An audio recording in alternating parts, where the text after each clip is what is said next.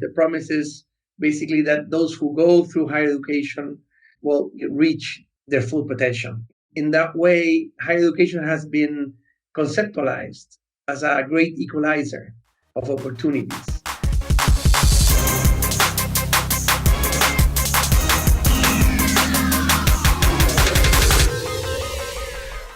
Hello, friends. Welcome back to another episode of Future Frame TV. I'm Alice Krozer, your host for the Inequalities channel presented by Traces.Dreams. I'm here today to talk with you and with Dr. Javier Gonzalez about the question of education and its relation with inequality.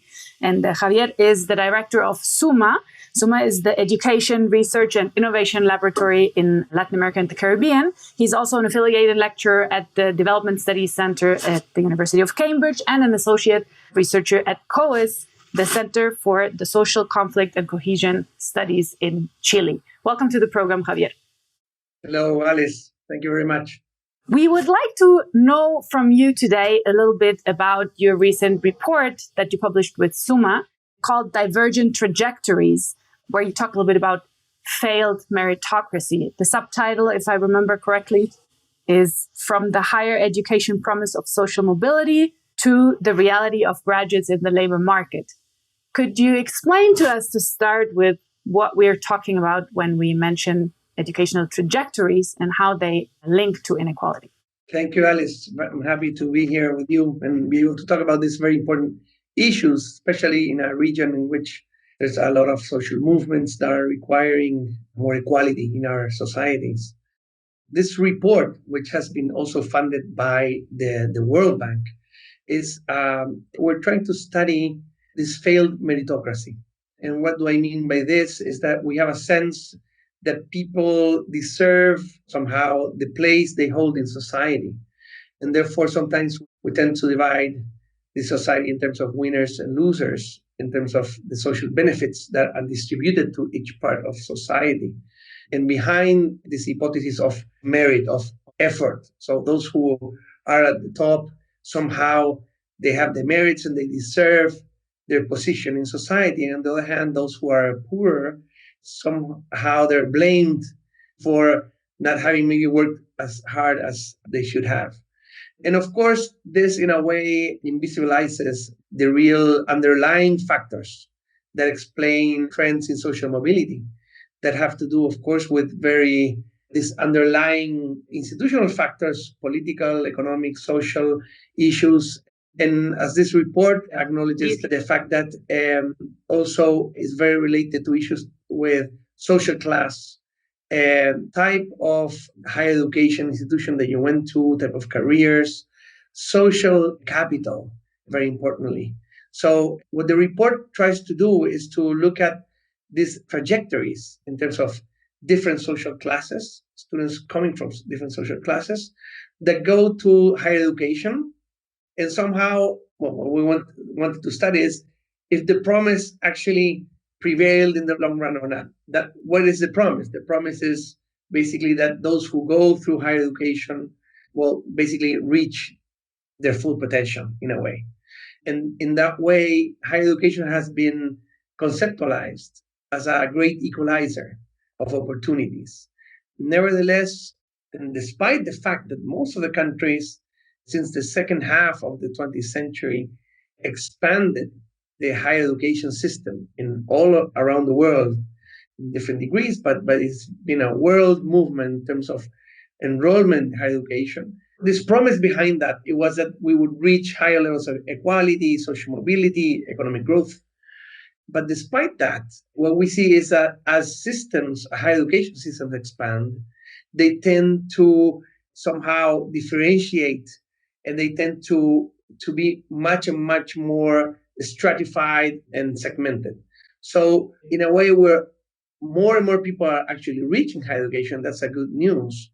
But again, as these systems expand and they tend to differentiate both vertically, that means basically different types of degrees, but horizontally in terms of qualities, some people really reach very kind of top quality institutions, and therefore they have very, let's say, successful trajectories, as traditionally we would conceptualize it in terms of wages and types of occupation that you reach.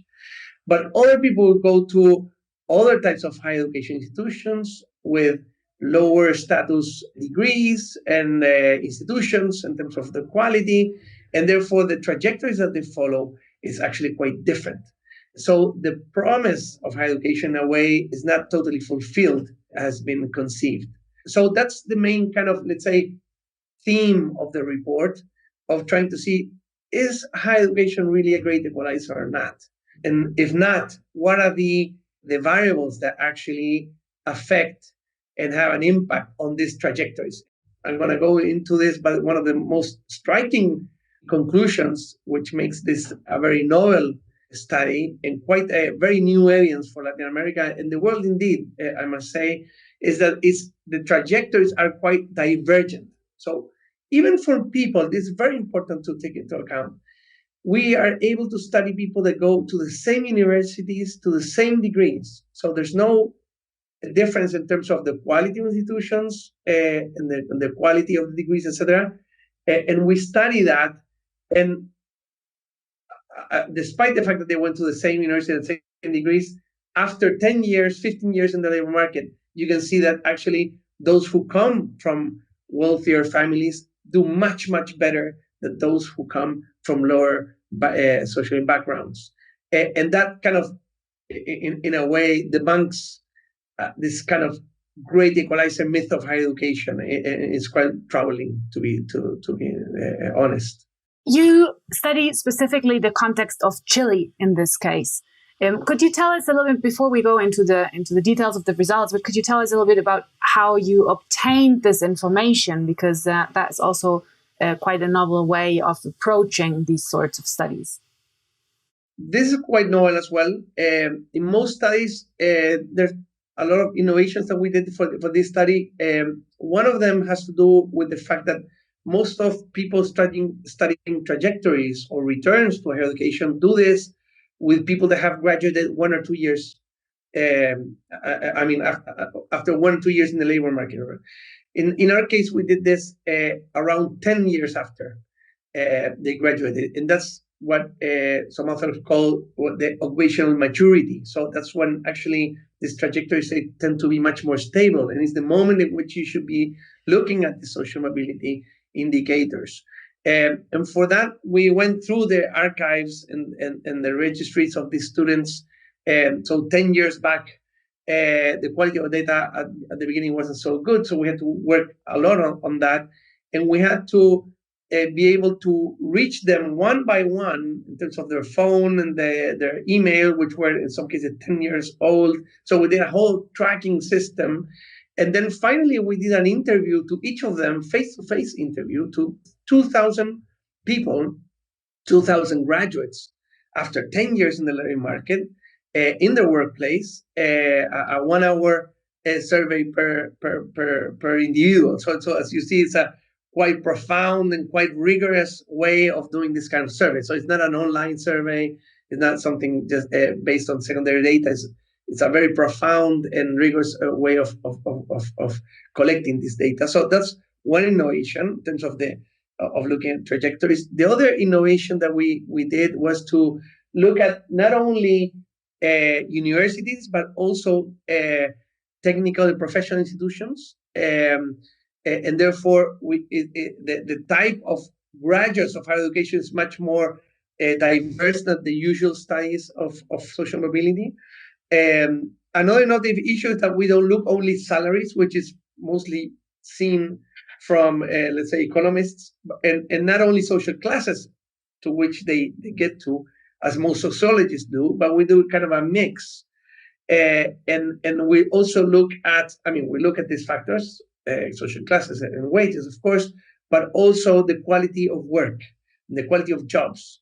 And that's very interesting because it brings a lot of qualitative information of if people are happy with it, if they can really fulfill their expectations, develop their full potential. And a lot of different variables are in the report.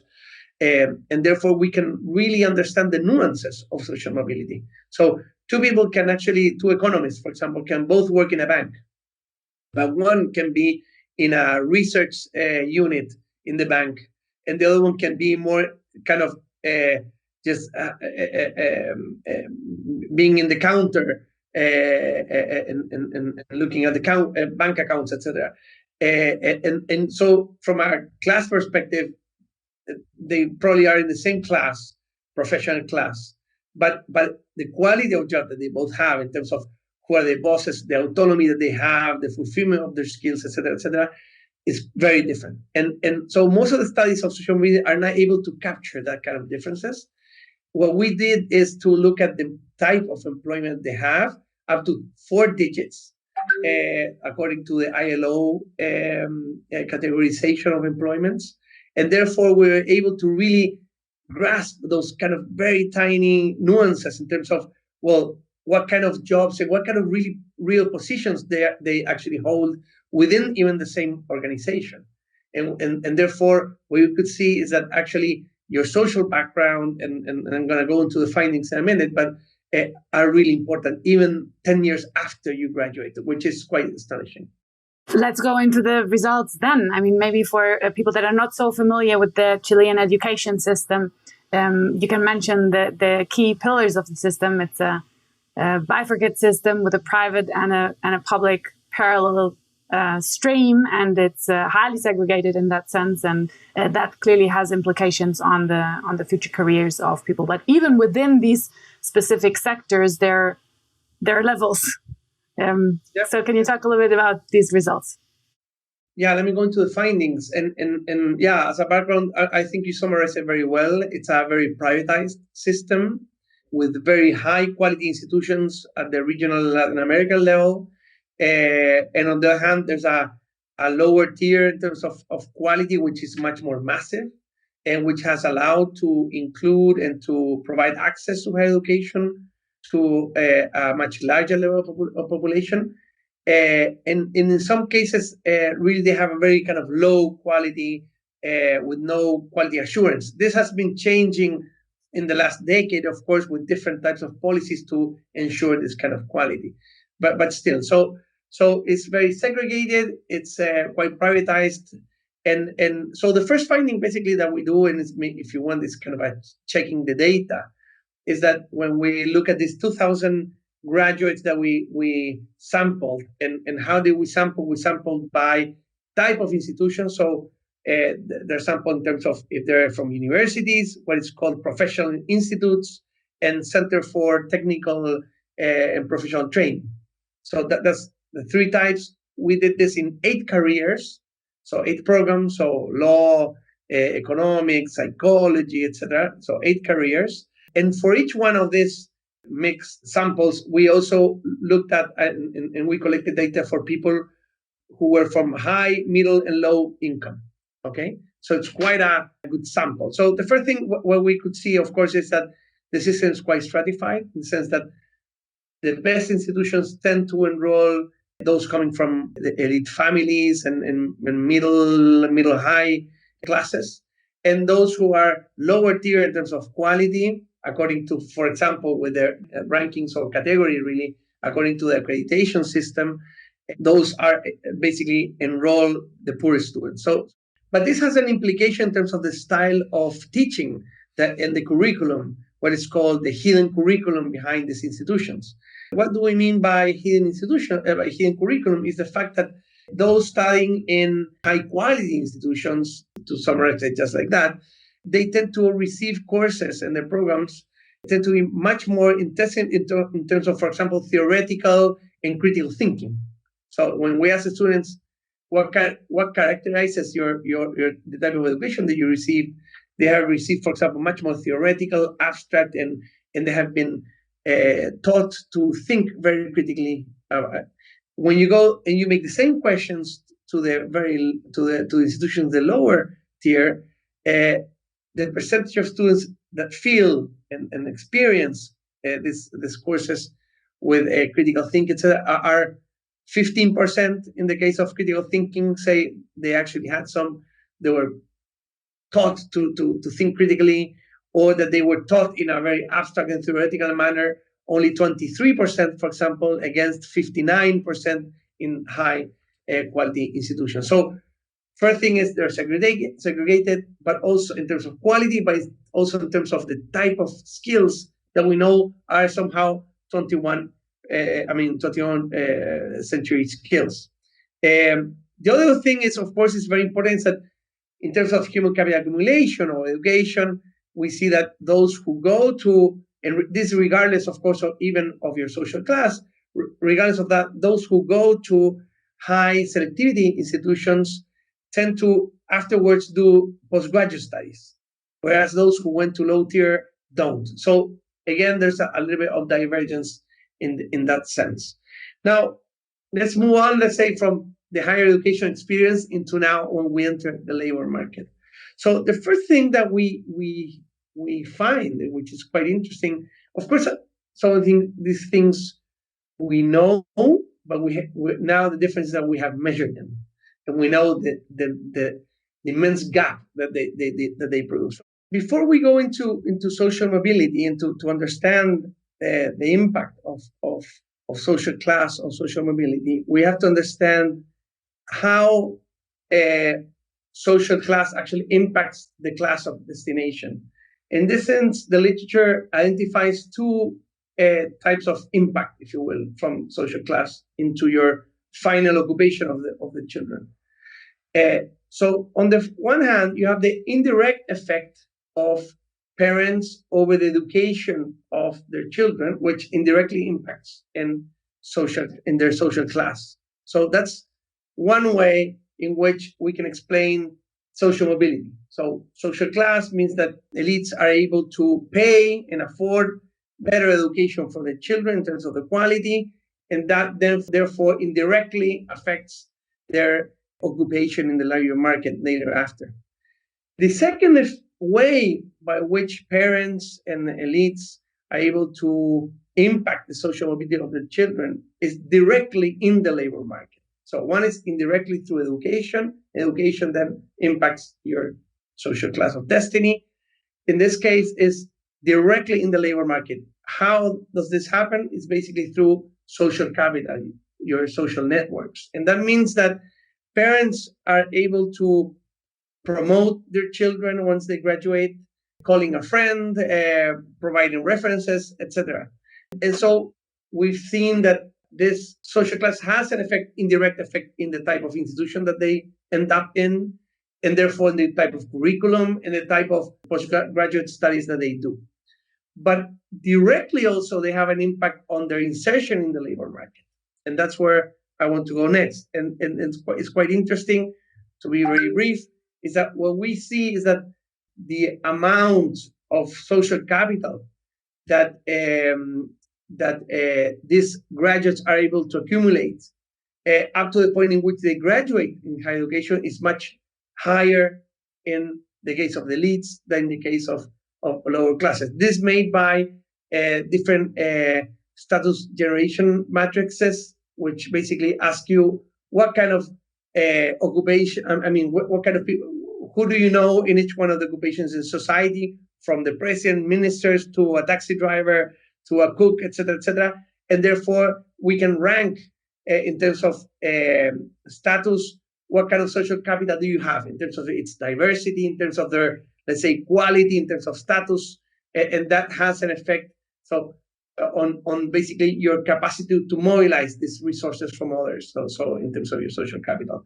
So the first thing is that we measure is that actually they have different social capitals, of course, larger in those who have gone to better institutions, but also who come from elite backgrounds.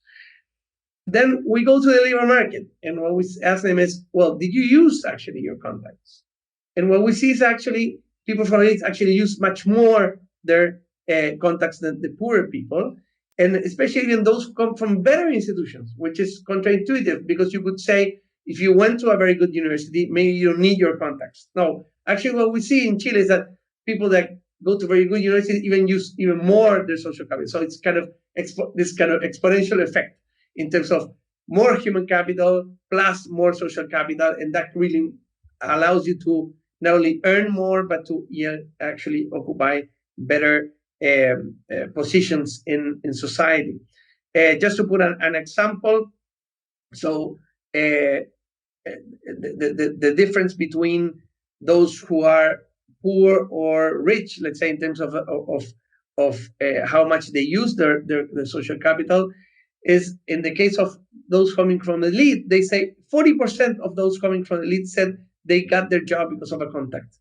That's only 20%, 23% actually for those coming from lower backgrounds. So it's more than double in terms of their capacity to remobilize these assets into the labor market. And when we analyze this in terms of the quality of the institution, the difference is even more striking. Those going to better institutions, 39% of them say they got the job because of their social capital, against only 16% in those going to the lower tier in terms of quality. So students from the elite have better, more social capital, and they're able to mobilize it even more into the labor market. So that's a quite important issue. Now, what is the result? The result is that, well, there's another quite counterintuitive result and quite interesting result in the study, which at first we thought it was kind of something was wrong with the data, which what we saw is that the turnover of jobs for the richer students was much higher than the ones in the lower tier. Turnover of jobs usually is a measure of the vulnerability and informal jobs, etc. So it's a kind of indicator of low quality. But in this case, what we saw is that actually when we looked at the trajectories of income of people, of salaries, those who tend to have more turnover tend to increase much faster. So basically they leapfrog from one job to the next. And that is allowed by your social capital. So social capital, it's in a way, it's allowing you to move from one job to another very quickly, and that going to improving the quality and the type of salaries that you get. Whereas those who are coming from the lower tiers and lower social economic background families tend to stay with one employer for much longer, and therefore it's very difficult to really, go through the social ladder, and that's quite interesting. So, just to provide data, is basically those coming from low background, 60% of them were still with the same employer after 10 years, 60.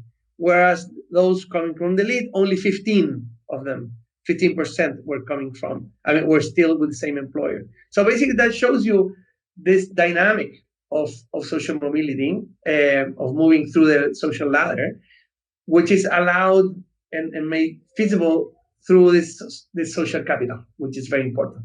Okay, so these people are able to enter the labor market, but then even go through it thanks to the social capital that can kind of provide this kind of very quick turnover. And that's quite an interesting finding.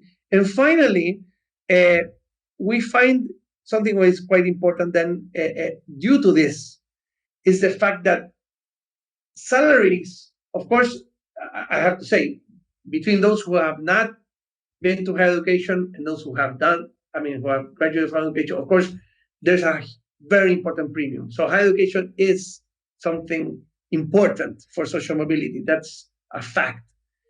But now what we're studying is how much of that,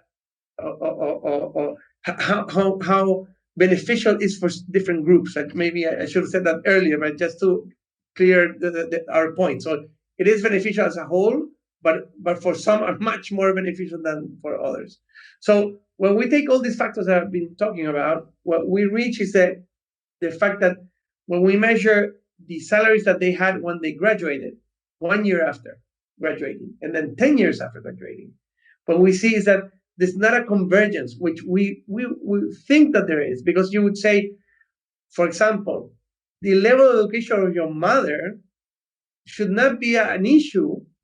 Of course, not even when you graduate as a lawyer or as an economist, but if it's an issue, it shouldn't be an issue after 10 years, even if it was an issue in the first year, right? Because you say, well, after the years, you're a professional with your own history and your track record. But actually becomes even more important as the years go. There's a kind of elite closure effect. And therefore, what we see is that not only they're not divergent, they're not parallel, they're actually divergent. So that means that every year, the richer students, graduates, professionals in this case, who come from richer elite families, tend to have a much higher rate of increase in their salaries than those in the bottom. So they tend to get far apart. And that's quite, again, striking from the perspective that both are lawyers, both are economists, both are psychologists that went to the same university to the same degree. So we do this, of course, for each degree, each university, etc. And these are the results. So it's quite interesting in terms of this divergence of trajectories in terms of salary.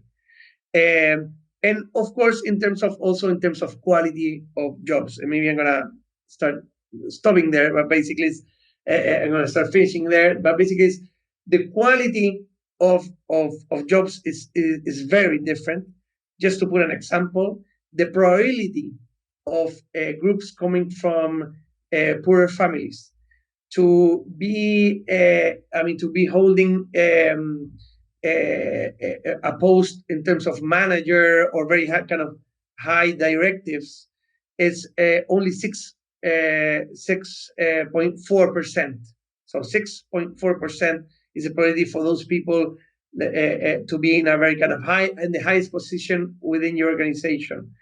And that's 17%, 17.3% for those coming from the elites. So it's 3 times higher for the elites, having studied exactly the same. So it's quite violent, to be honest, that our society moves that way. And when we go a little bit more into the causes of this, we can also see the fact that we asked in our survey in terms of discrimination practices, have they been discriminated? And we have collected data that actually shows that there's discrimination by race, by social class, by gender, etc. So, which is very related in terms of what and how we can explain this econometrically in this sense. So, just to finish as a conclusion, what we finally see basically is that higher education is able to mobilize and to create social mobility, but in a very divergent manner. And this is very consistent with some research, for example, from Florencia Torche and others who have studied social mobility in Latin America, especially in Chile, in which they see that there are 2 patterns of social mobility. One for, let's say, the 90% of the population, which is much more fluid and much more open. But another one for the top 10%, in which is much more closed and more difficult to reach.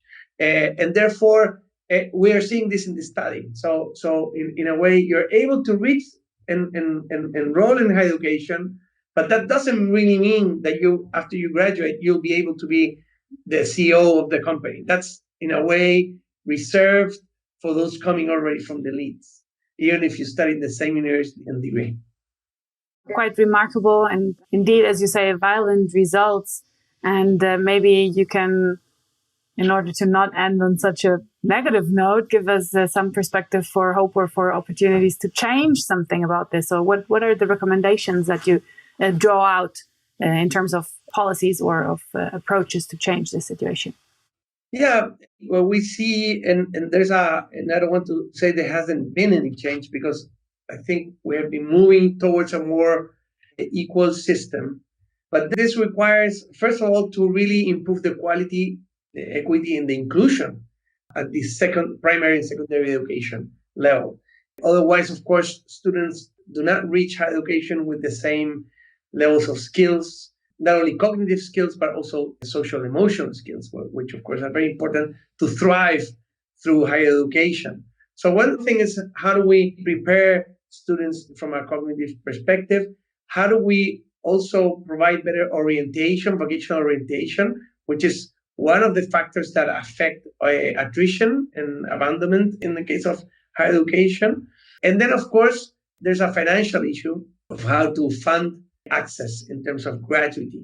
In Chile, we have a system which is based in a growing level of universal gratuity for the 60, now 70% of the population.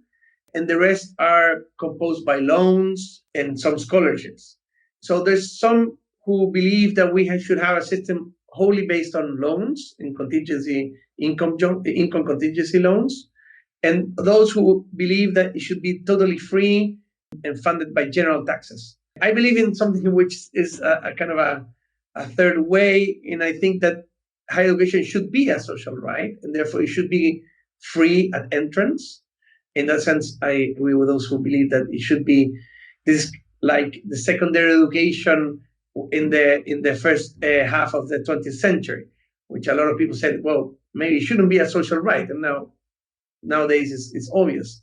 Well, I think in the 21st century, higher education should be also a right and should be provided free. That doesn't mean it doesn't have to be selective. I think it should be selective. So it should be free and accessible. But of course, of the quality of or type of degrees, let's say modern quality, the quality should be high for everyone. But in terms of the types of degree, maybe in terms of your performance, if we have leveled the field already. But again, so I believe they should be free. But on the other hand, it should be financed by a tax to graduates. So it's kind of based on tax, but it's more targeted, because until now, in the case of Latin America, still most of people going to higher education come from the middle and higher classes. And therefore, it makes sense to really tax those people after they have graduated. And it's different from a loan, I think, a contingency loan, because it provides cross subsidies, which makes it much more fair. So that's in regards to access. The second issue has to do with, really maintaining people studying. We have very high levels of attrition in the higher education system. In the first 2 years, it's more than half of students drop out from their courses. So we really have to do something in terms of not only allowing people to access, but actually to remain, to progress, and to graduate. And in this sense, I think quality assurance plays a key role. Until now, we had a very liberalized system, which is tightening quite a lot now. And I think it's in the right direction, because until now, it was very easy comparatively with other countries to create a university and really make a business with it. A lot of for-profit institutions were created, which were not really concerned with social mobility, equity, etc. So quality has to be in the center of the discussion, how to ensure that quality. And then after that is how do we advance in better preparing students for the labor markets and really attack a cultural issue, which I know, Alicia, you're based in Mexico, and it's something that's unfortunately pervasive in all Latin America, which is discrimination, social discrimination. So in the labor market, in our society. And therefore, we really have to face that and step up to it and really move as a society into a culture that is much more diverse and more inclusive. And when I say inclusive, means not only acknowledging this diversity, but valuing it and being able to construct over it for the richness of our own societies. I think that's a very positive note. And on that note, we can come to a close here. Javier, thank you so much for sharing your insights into the class background, the connection between origin and destiny for graduates and early labor market individuals like ourselves and everybody else. We thank you very much for being here with us today again. And we hope that you all enjoyed this episode. If you did, please join us again next week for another episode of Future Frame TV. I'm Alice Krozer, your host for the Inequalities channel. And we hope you have a nice day. Study hard and be well. Bye-bye.